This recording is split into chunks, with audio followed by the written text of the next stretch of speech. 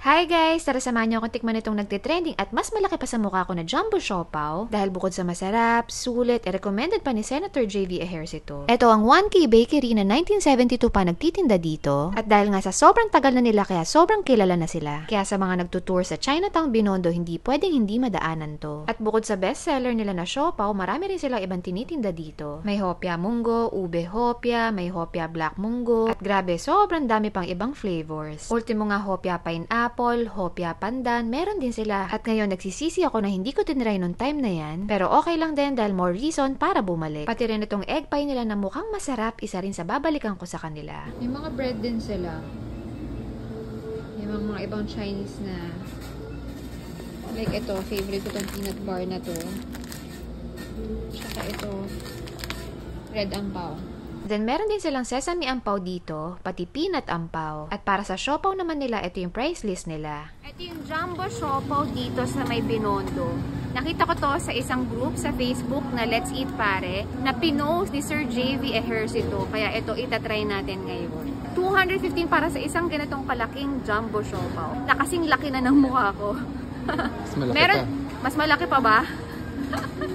Meron silang dalawang flavor, bola-bola at saka asado. Ang in-order lang natin is bola-bola. Kasi ito yung bestseller daw nila. Ang laki!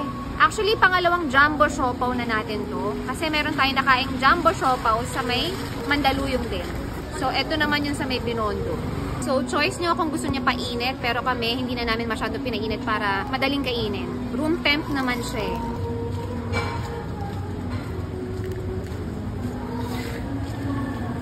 Wow! Ang daming laman. Sobrang sulit na ito para sa 215 ah. Tsaka yung bun niya, yung pinaka-tinapay niya malambot. Kahit hindi nyo painit. May mga sausage na malalaking cut oh. Wow! Kaya pala recommended to ni Sir J.V. Ejercito. Try muna natin yung pinaka-tinapay nila. Hello po! Try natin.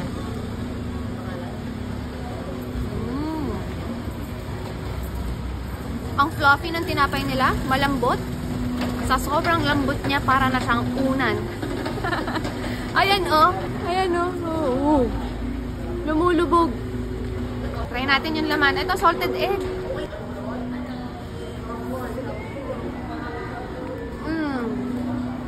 Hindi tinipid sa sahog. Isang kalahating salted egg yung nakagat ko.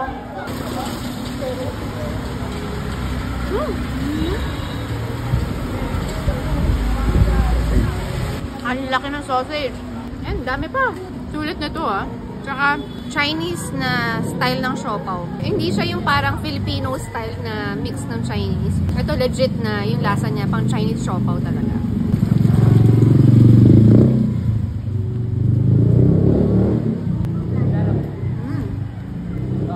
Tsaka ang lasa niya. Ang dami niyang sahog, ano? Ang dami ko ng kagat. Nakagat ko na yung salted egg na kalahati, pero parang ang dami pa rin niya. Parang hindi pa rin nabawasan. Siksik pa rin. Siksik pa rin. Tsaka ang lambot talaga ng tinapay niya.